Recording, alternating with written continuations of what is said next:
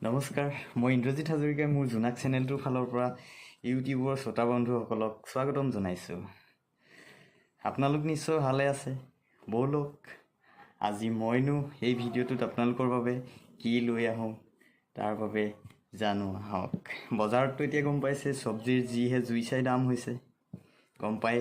আৰু বজাৰৰ শাক পাচলি আপুনি কিনি অনাৰ পিছত এদিনেই থ'ব নোৱাৰে, গেলি পচি শেষ হৈ যায়। সেয়েহে আমি ৰুমমেটসকলে মিলি আমি এখন নিজেই চব্জিৰ খেতিৰ বাগান কৰিছোঁ। চাওঁ আহক এতিয়া আমি কিনো চব্জি খেতি কৰিছোঁ আৰু কেনেদৰে কৰিছোঁ। আমি কোনো ৰাসায়নিক সাৰ কীটনাশক এই খেতিডৰাত প্ৰয়োগ কৰা নাই, তথাপিও আমি পাচন সাৰ আৰু গোবৰেৰে কৰিছোঁ। খাবলৈ বহুত টেষ্টি হয় এনেদৰে খেতি কৰা চব্জিৰ শাক পাচলি। ব'লক এতিয়া আগলৈ আগবাঢ়োঁ। আমি চব্জিতনো কি খেতি কৰিছোঁ চাই লওঁ আহক বাগানখন। এয়া হৈছে মূলা খেতি। আহক ভালদৰে চাওঁ আমিনো কেনেকৈ মূলা ৰুইছোঁ। সাধাৰণতে গাঁৱত মূলা খেতি এনেকৈ কৰা নহয়। আমাৰ ইয়াত এটা ছিষ্টেম বেলেগ আছে, মানে সদায় আমাৰ গাঁৱত খেতিবিলাক মাটিৰ দ অংশতহে পাতি কৰি যিকোনো বস্তু ৰোৱা হয়, কিন্তু আমি ওখ অংশত ৰোৱা হৈছে। ওখ অংশত ৰোৱাৰ অৰ্থ এইটোৱেই হৈছে যে দ মাটিডোখৰত সাৰ কম থাকে, কাৰণ মাটিৰ তলৰ অংশত সাৰ কম থাকে। ৰঙা মাটি যেতিয়া ওলাব নহয় সাৰটো কমি যায়, আৰু ওপৰৰ অংশত ৰোৱাৰ লগে লগে বস্তুবিলাক সাৰো পায় আৰু বৰষুণ দিলেও কোনো সমস্যাৰ সৃষ্টি নহয়। আহক এনেদৰে আমি মূলা খেতি কৰিছোঁ। এইবিলাক হৈছে হাইব্ৰিড মূলাৰ গছ হয়, কিন্তু ইয়াত গোবৰ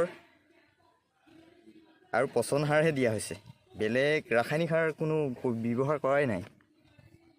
এইবিলাক প্ৰায় এজোপাৰ পৰা আধা কেজিৰ পৰা 1.5 কেজিলৈকে হ'ব প্ৰতিটো মূলা। এইডৰা হৈছে আমাৰ মূলা। এতিয়া আমি আহোঁ নেক্সট ডৰা কিনো আমি কৰিছোঁ চাই লওঁ আহক। এয়া হৈছে আমাৰ ফ্ৰেঞ্চবিনৰ গছ। এইটো ফ্ৰেঞ্চবিন অলপ ওখ হয়,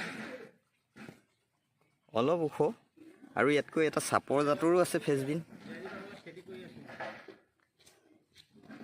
এটাকে চাইছোঁ আমি কেনেকেনো ৰুইছোঁ। এয়াৰো ঠিক সেইদৰে দ অংশত আমি ৰোৱা নাই, দ অংশৰ পৰা ওখ অংশত আমি পাতি কৰি শাৰী কৰি ৰুইছোঁ। গছজোপা পৰি নাযাবৰ কাৰণে আমি চাইডে চাইডে খুটি মাৰি দিছোঁ। আৰু এতিয়া ফুল ধৰিছে ফ্ৰেঞ্চবিনৰ আমাৰ, আৰু কিছুদিনৰ পিছত লাগিব। ইয়াতো কোনো ৰাসায়নিক সাৰ প্ৰয়োগ কৰা নাই, কীটনাশকো দিয়া নাই, খালি পচন সাৰ দিয়া হৈছে। আহক এইবাৰ আমি আগলৈ যাওঁ, কিনো আছে আমি চাই লওঁ আহক, আপোনালোকক দেখুৱাওঁ। এয়া ফ্ৰেঞ্চবিন ভালদৰে নিশ্চয় দেখা পাইছে। এইফালে এয়া মূলা শাৰী কৰি ৰোৱা হৈছে। সাধাৰণতে গাঁৱত মানুহবিলাকে মূলাবিলাক এনেই সিঁচি দিয়ে, কিন্তু আমি এটা এটাকৈ গুটি লাইন পাতি দিয়া হৈছে, কাৰণ এইবিলাক হাইব্ৰিডৰ হয়, ডাঙৰ হ'ব। চাওঁ আহক আমি এবাৰ নেক্সট কি ৰুইছোঁ। এয়া হৈছে লতাবিনৰ খেতি। ইয়াৰো প্ৰায় ফুল ধৰিছেই, আৰু কিছুদিনৰ পিছত খাব পৰা হ'বই। এয়া ঠিক সেইদৰে পাতিৰ ওখ অংশতে আমি ৰুইছোঁ, পচন সাৰ দি আৰু গোবৰ দিয়া হৈছে। এনেদৰে কৰা হৈছে, গোবৰ দি পচন সাৰত আপোনালোকে চাওক ভালদৰে। বগাবৰ কাৰণে আমি সুন্দৰভাৱে বাঁহেৰে চাং দি দিয়া হৈছে, নিশ্চয় দেখা পাইছে। ঠিক আছে, এইবাৰ আহোঁ আমি নেক্সটনো কি খেতি কৰিছোঁ। এয়া হৈছে আমাৰ মাকৈ খেতি। মাকৈ সৰ্বসাধাৰণতে বাৰিষা বতৰতহে হয়, তথাপিও ৰোৱা হৈছে। হাইব্ৰিডৰ বুলি কৈছে, এতিয়া হয় নহয় এইটো নাজানো, আৰু হাইব্ৰিডৰ প্ৰজাতি বোলে এইটো, কিন্তু লাগিব নালাগিব সেইটো ইমান ক'ব নোৱাৰোঁ। মাকৈ স্বাস্থ্যৰ বাবে বহুত উন্নতসন্মত, সেইকাৰণে আমি মাকৈ খেতিটো কৰা হৈছে ইয়াতে।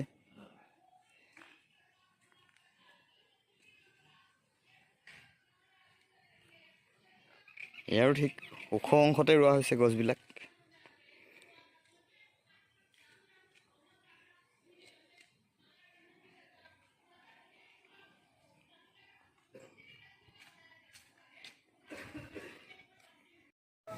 আপোনালোকে চব্জি বাগানখন নিশ্চয় দেখা পালে।